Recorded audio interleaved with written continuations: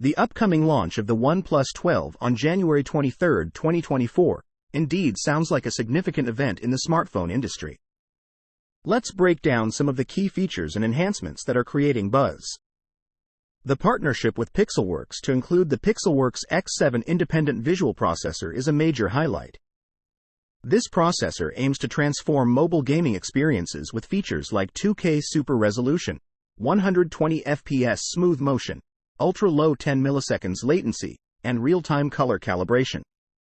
This should provide an immersive gaming experience. The integration of the Qualcomm Snapdragon 8 Gen 3 chipset and OnePlus's Trinity engine suggests that the OnePlus 12 will offer robust performance, which is crucial for both gaming and general use.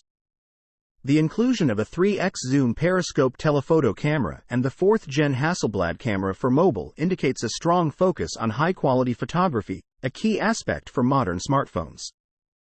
The speculation about the pricing, particularly the possibility of the OnePlus 12 being priced higher than the OnePlus 11, is interesting.